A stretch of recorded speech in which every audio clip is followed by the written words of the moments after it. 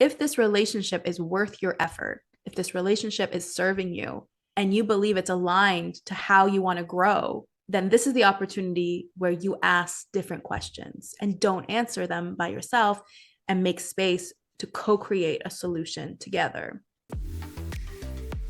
Welcome to The Shift, where we search for ways to do better by thinking better. Whether you're going through a major life change, looking to deepen your understanding of yourself, or hoping to improve your relationships with others, The Shift is here for you. We're your hosts, Isla and Yashar, an endlessly curious sister and brother team. As certified brain-based executive coaches with backgrounds in medicine and management, we combine the neurosciences, performance psychology, strategic planning methodology, and mindfulness techniques to empower your transformation from the inside out. Join us in conversation as we explore better ways to show up for ourselves and each other. Welcome back to the podcast, friends. Today, we're offering some MindShift tools for your relationships, be it professional or personal. We all know that communicating clearly is an essential relationship ingredient. However, we're going to offer some tools today that might mind shift the way we think about how we show up. We're really going to lean into the power of show versus tell. What I mean by that is that ultimately we are all constantly being told what to do, when to do it, why it went wrong, at home, at work, in the media. And our brains are most likely overburdened and are probably shutting down most of the time and overwhelmed in a lot of our relationships. So we want to offer ways in which we can shift that a little bit so that you can be more productive in your thinking and in your output, again, be it personal or professional, and lean into the possibility of an alternative way of being. You see, when tensions are high and everyone's sensitive and stressed out, the best step might be maybe not talking about it, maybe not going deep into this conversation. And I don't mean to play a mind trick on you to tell you to ignore the problem, but I am saying that sometimes it's better to show the love instead of ask for it. So that might mean instead being the thing that you're asking for, doing the thing you're asking for, showing up in the way that you're asking for, to offer the brain, yours and theirs, space to realize what a new direction could look like. Now, I know I'm saying all these things and they might not make so much sense right now. So I hope as we go deeper into this podcast episode, I can give you some more tangible examples of what I mean as we tackle today this idea of how can we show up for our relationships in a different way, especially at a time when we are overwhelmed and unsure of how to take the next step. So before we dive in, Yashar, how do you usually approach this topic? I love the concept. I think it's a great way to demonstrate leadership in all relationships. However, before we go into all the tools, I want to discuss where I think danger points are with this type of tool.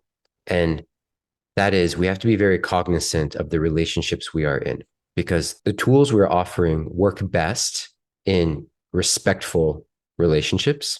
And so we have to first start with the first question of, is this a relationship that I'm safe in? Is this a relationship where I can demonstrate leadership and it will be met with respect, with love, with grounded appreciation?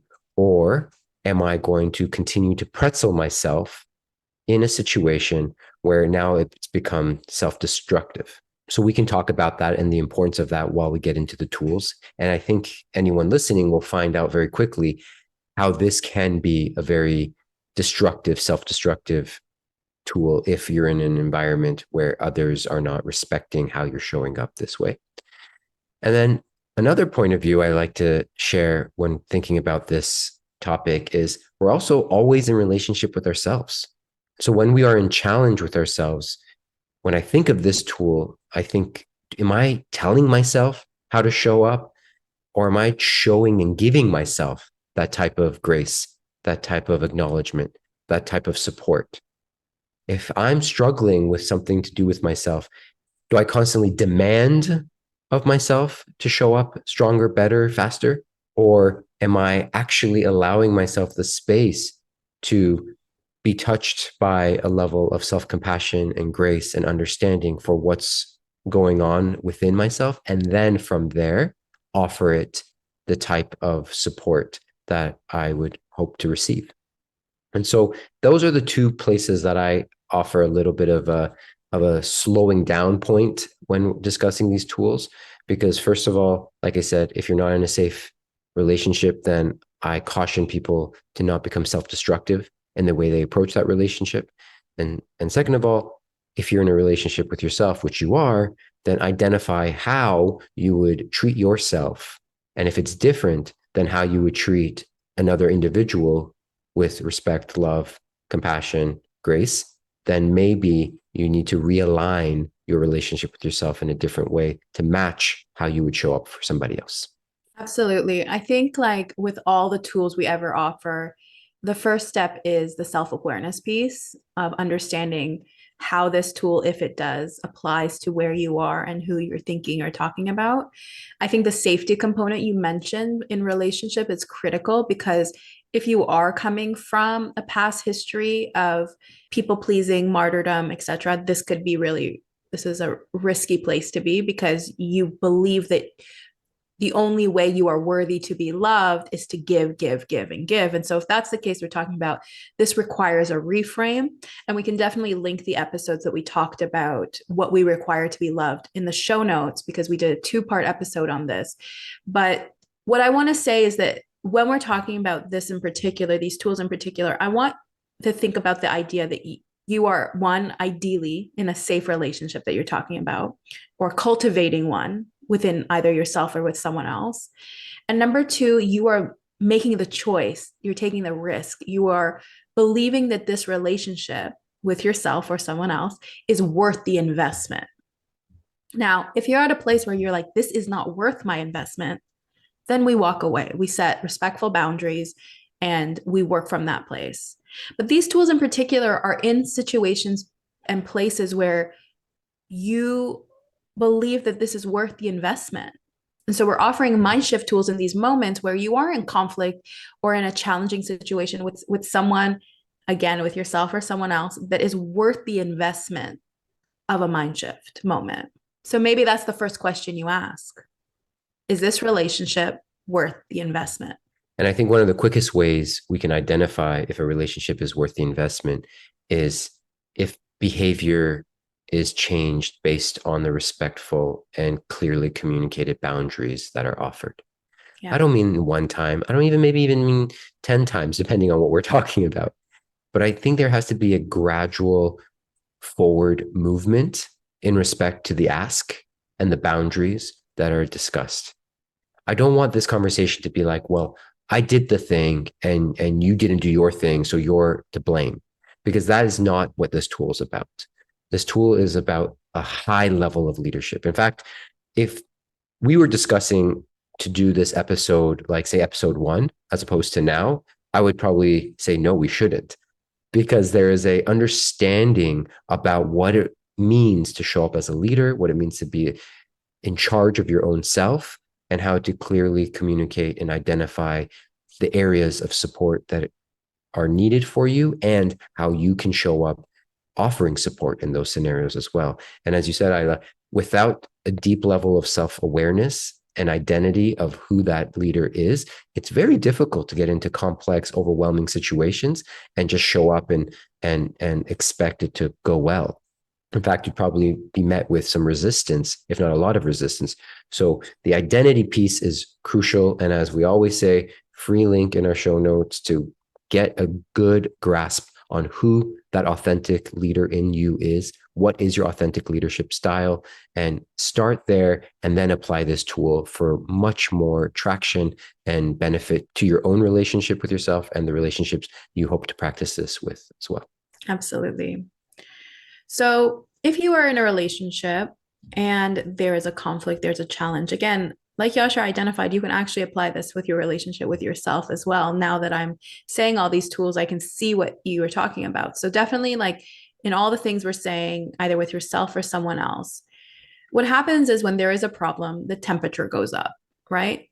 It allows our perspectives and narratives to start reverting to old, unhelpful, usually habits that prevent us from seeing a productive solution forward. So you're in a relationship with a new person, there's a challenge that comes up, and before you're even allow yourself to investigate it, what happens is you're making decisions based on your past relationships. Now you're doing this consciously or unconsciously, but the reason is because you're tired. Your brain is tired, your body is tired, you're overwhelmed. And so when our resources are low, our brain naturally will revert to what is easy. And unfortunately, what is easy is what is experienced, what is known, even if that doesn't serve us. So I want you to think about what I just said, right? When we are overwhelmed, tired, our brain wants easy. Easy sometimes means the past, means what I've already done, what I already know. There's no curiosity about it, right? And I get that because your brain's tired and it's looking there. But unfortunately, a lot of those past narratives, those past stories, those things that happen actually don't apply to today, don't apply to your current relationship. But because we don't have the resources to ask new questions, our brain defaults to old patterns and makes decisions for us that honestly aren't actually serving us. So that's why sometimes I say the first thing you might need is a break from the conversation itself, because we are all too tired to provide helpful solutions forward. And so instead of going straight to communicating clearly or straight to finding a solution, actually, what you might need to do first is just take a step back, take some space, allow everyone to calm down and allow some of this to work out naturally within themselves. When you come back to conversation, the tools we want to provide to you are what we would provide as an alternative, as a mind shift. So before we dive into the first tool, what I would say here, Isla, is the more awareness we have, the better we're able to walk away in a way that respects the relationships. Because a lot of times I see in the clients we work with, and even in my own personal relationships, when the temperature does go up, the walking away part is more destructive than the actual problem itself. And so it's one thing to walk away, but how you walk away matters. How you ask for space matters. And I remember very distinctly speaking with a group of individuals, and a conflict arose in our group coaching situation, and the person just wanted to shut it down. And it was done through anger, and it was done through frustration. And we had to take that time to coach through how is a better way to articulate what's the trouble, what's the challenge, and then we can still put a pause in it. We don't need to keep talking about it because obviously this individual needed some space and time. But the way you walk away matters, because you have to imagine it from the other person's point of view. If you walk away in an angry, frustrated, name-call-y way, and then you come back 5, 10, 20 minutes later, 3 hours later, the next day, and you want to lead with leadership, and you start from that point, you haven't addressed the way you walked away. You haven't addressed the feelings that stayed within the other individual or individuals for the time that you were away asking for the space. So if we close the loop before we even start the healing of ourselves in a respectful way, it leaves a lot more opportunity for when you do return for the tools that we're about to share to work much, much better, because you're not doing backwards cleanup as much. Right. And so I just want to put that out there as a point of how we walk away is just as important as how we walk back to show leadership. That's true. It's like, I feel like before we're going into tools, we're providing caveat on caveat. So I have another caveat to offer on that, which is like the respect of the walk away is a lot of these tensions, especially in personal relationships with somebody else. We put it on the other to always solve the problem. And in moments where like it's not going to be solved between us and the walk away is a necessary component, that space is necessary. I really want to urge you in that to lean into your community, lean into your safe people, lean into other humans. So it's not Yasha's responsibility to take care of me in that moment if I walked away from this conflict between us. I will call up a friend to allow myself to process if I'm needing more processing time. I think that sometimes we believe that the only people we can process with are the people in the challenge with us. And I think that's a lot of times of digging the same wound. And so part of that space is meaning you need like a whiteboard somewhere else to work out this problem. And then when you come back with fresh eyes. And I think that's a really important point, is to like lean into your community, lean into your trusted people, the ones that will always vote on the best parts of you, that see you in your full light, to remind you of that. Go there to fuel you and help you with new perspective, instead of relying on the person that you're in conflict with to fix it for you. Again, we're at a place, we're usually at an impasse when we're having this conversation. Like we said, tensions are high. It's just going to get worse if you're picking the same scab. So if you have made the respectful choice of how to walk away with grace and with compassion and gratitude, and just say, yo, we need some time, do that and process this elsewhere before you come back. Yeah, agreed. So Okay. what is the first step when we come back, Isla? Okay. So after all these caveats, we set this up for you. Now we're in this relationship that you are investing in, that's safe, that you want to make work, but you are requiring an alternative way forward. The first tool we're offering is model it.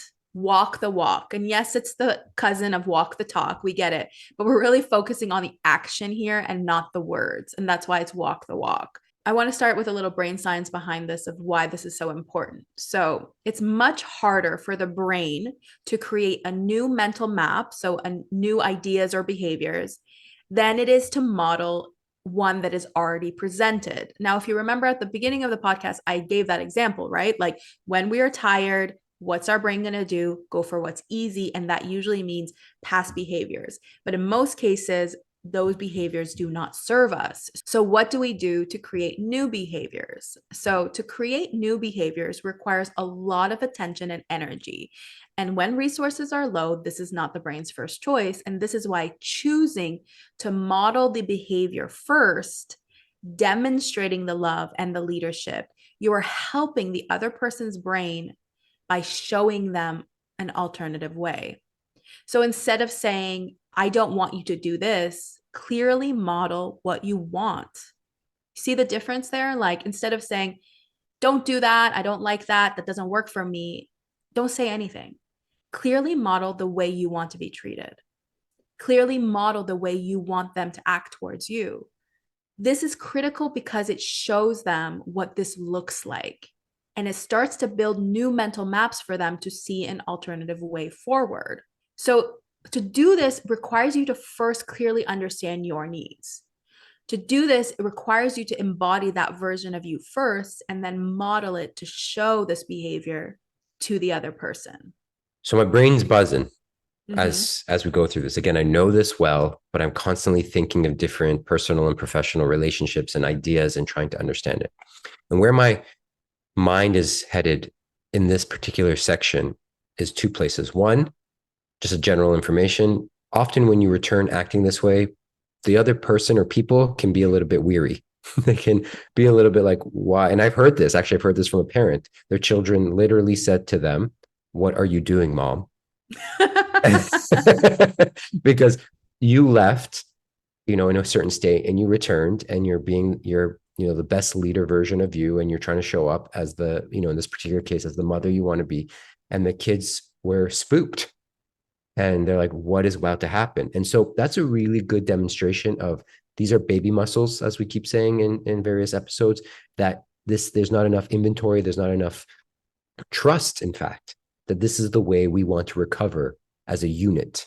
And so I say that because you might come across that, and then not to see that as failure, but just to see that as another opportunity to double down on what it is that you're trying to do. And the more this happens, the more the recovery becomes solidified and the trust builds in the situation.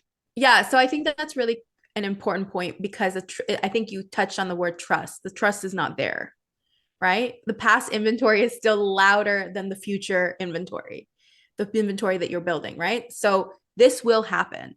People are not going to believe you, maybe, if the past inventory is so loud before we set these new muscles, like you said, baby muscles. What I like to do in all these instances with your children, with others, with yourself, is look behind the screen, explain what is actually happening. Say, you are right. I had to go away. I had to have these thoughts. I had to make these decisions. And now I'm coming back in this way. Remove the mystery from the process, especially if we're talking about children. 100% remove the mystery from this process. But really, for anyone, this doesn't have to be a magic trick. To build these muscles is actually, we need to stay how you went from step A to Z. And so remove the mystery by explaining what you did to come back in this way. And again, say, because this is worth it to me. You are worth it to me. This relationship, this conversation, this moment in time is worth it to me to do better. So when I'm coming back now, I'm trying to show you how I want to be treated because I care enough to do it this way. And so that's a beautiful segue into what I was about to say second. How we receive and appreciate love and care is different for all of us. Sometimes in some places, in some situations with some people, they can be the same, and sometimes they're not. In this case, the example I gave, the mother is returning and speaking and acting in a certain way based on how she likes to receive love. The kids might not want to receive love that way. And so part of the demystifying the experience, part of what you just spoke to, Isla, about pulling back the mystery on this whole idea is to say, this is how I like to give love and receive love. Does this work for you? You're still showing up as the best version of you. You're still trying to do, from the A to the Z workshop within oneself. However, we also have to leave room to hear how the other person likes to receive that. And if you've worked with us, we've made you do this in the sense that we make everyone, create a cheat sheet of how they like to receive attention, affection, criticism, acknowledgement, all of it, so that people don't have to guess this all the time, so that we have a code on understanding what each person's needs are and how they receive care and even how they receive criticism. And so that we can talk to each other in the languages that best serve each other, because we're not going to make assumptions here. We're going to ask instead of make assumptions. So going back to the example of how sometimes our past experiences try to write our future and how to reframe that in this moment, what I want to say is, if you think about it, sometimes when you're in this conflict, you're in this moment, you're thinking, well, my ex last year did this and that in this situation, and so I'm applying it here. That's not how this works. When we're asking you at this moment to co-create, it means actually ask the questions instead of using answers from the past to answer this moment in time. So using this unique time with this new person to ask the questions you need to ask and co-create a solution together. You don't have to come up with the plan. Most likely your plan is not going to work because it's created with your own thoughts, with your own experience, based on past realities. This is an opportunity to dream anew. This is an opportunity to create anew. You can't do this plan alone, especially if it's in relation to somebody else. It requires a co-creation. It requires a new type of conversation. It requires you to come in with an open mind and open heart. And again, back to what we said at the top of the hour, is that if this relationship is worth your effort, if this relationship is serving you, and you believe it's aligned to how you want to grow, then this is the opportunity where you ask different questions and don't answer them by yourself, and make space to co-create a solution together.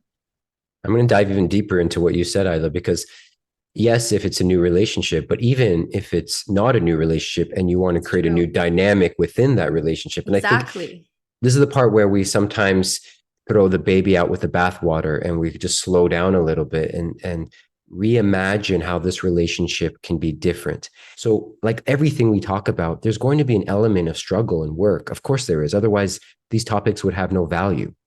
However, we need to see on the other side of it. So even again, if it's an older relationship and you're betting on each other to do better, then this type of activity will work as you build new inventory towards the future that you want to create. Absolutely. I had this conversation the other day that the choice you're making is not on a 10-year plan. Your choice you're making is a daily choice of how are we going to show up today.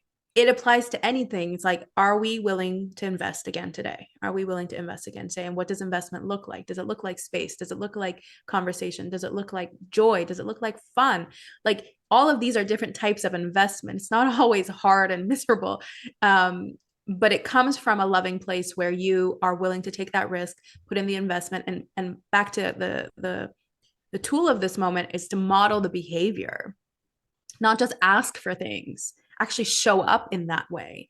This creates fundamental change in relationships when we show up from a generous, loving place and say, this is hard, but I'm willing to put in the work, the effort, and the care for you, for myself, and see where we go from there.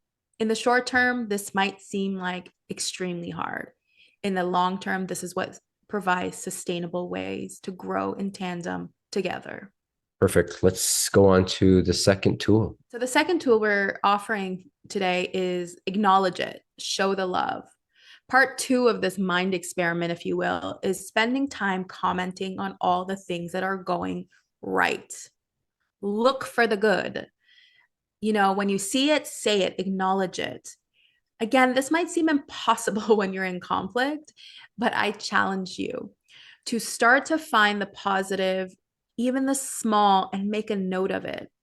Again, like I said at the beginning of the podcast, we are constantly in climates where we're told everything we're doing wrong, from like what we're eating to how we're moving to what's going on in the world. Like our brains, our bodies are overwhelmed, are constantly being shamed, are constantly being criticized.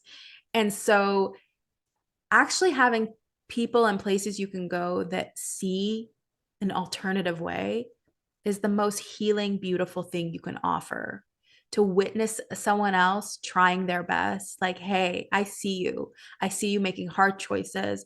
I see you in your values, and I respect that. Doing this gives your brain bursts of rewarding chemicals that ultimately shape behavior more quickly and more enjoyably than ever focusing on what's going wrong ever will.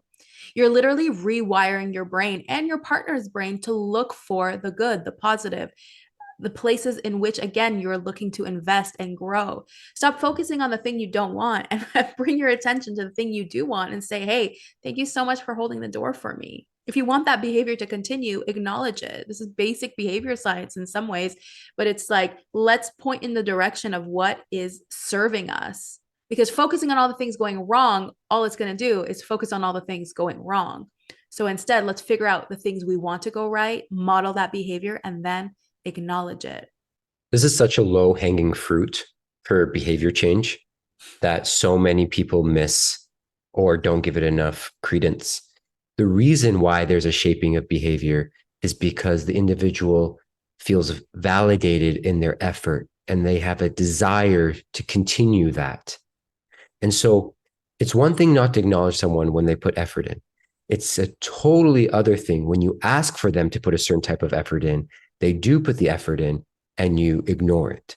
So on level 1, people are just doing their best and you're not acknowledging it. Level 2, you've asked for them to do their best and you're not acknowledging it. And in fact, some research would suggest the second one, when you ask for someone to behave a certain way and they do, and you don't acknowledge it, is more detrimental to the relationship and to the other person's psychology than just not acknowledging it. And this is where I think people mess up a lot, is because we are asking a lot of other people. And when they are putting the effort in, they're showing up, we're not necessarily acknowledging it, and therefore losing out much more than simply staying quiet. So I would say take some inventory of your own behavior.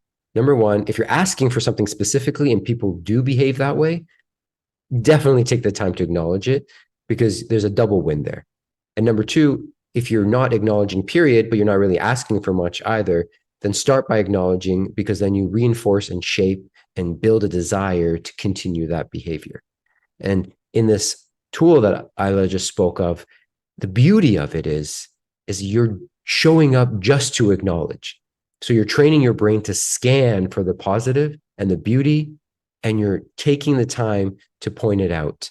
And as I said, this is a very underutilized, low-hanging fruit that can shape relationships and create stronger bonds much more easily and quickly than many other tools out there.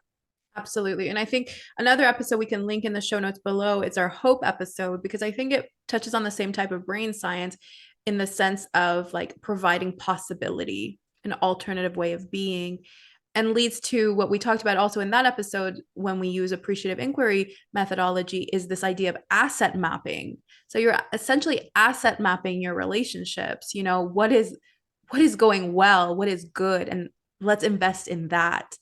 And I think this is a really powerful tool that we do overlook. I have some of my friends always saying, why are you always thanking us? Like, enough, enough. I'm like, it's not enough. We've been so trained, so deprived, starving for any acknowledgement, true acknowledgement, of how we show up for each other, that it is uncomfortable. People are like, oh, don't be nice. It's like, what? That's not it. It's being kind. And kindness means that I see all the hard work you're doing.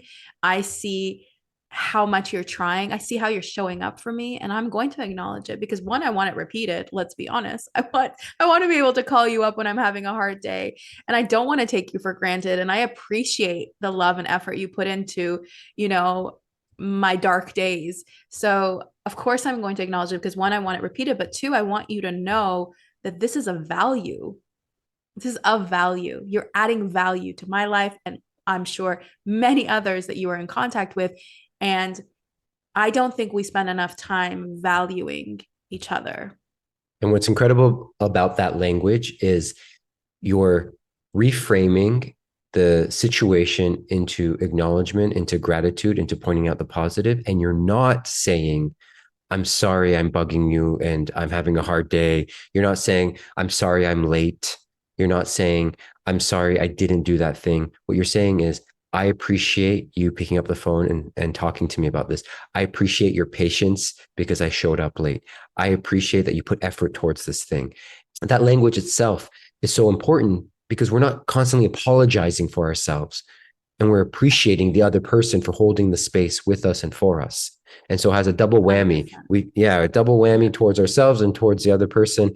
And that's one little tool that blends itself into this second tool that we just talked about by showing the love, is the way we speak. So less apologizing and more appreciating. It doesn't mean that you're not sorry that you're late, but you're actually putting the focus and the appreciation on the patience of the other person. Of course, behavior change has happened. You're not always late. All that is true. However, the appreciation for your patience, you sticking around until I made it, you continuing this conversation with me, is much more valuable than just showing them saying, I'm so sorry I'm late. Right? Absolutely. And I You can think, feel the difference. yeah, yeah. And I was going to say, because again, we're trying to show up whole. We're not here to like shrink again, right? So, another podcast episode, this was going to have a lot of podcast episodes in our show notes, but how to show up whole is critical here because, again, we're not looking to shame the parts of ourselves because we are going to ebb and flow. Some days we're going to be on the top of this mountain, and some days we're going to be deep in the valley, and it will look different. So I'm not looking to shame the parts of ourselves that are tired, overwhelmed, and not knowing what to do. I'm not looking to shrink or make myself bite size. I still want to be whole, fragmented, and maybe broken sometimes. But in my wholeness, how can I show love there? How can I show appreciation there for you, for witnessing me and my growth, and for myself for showing up at all? And so all of these skills and mindset tools are based on this principle that we are, again, building relationships that we want to invest in because they are safe and growing in tandem with us. And number two, because we're always ultimately looking for ways to show up whole.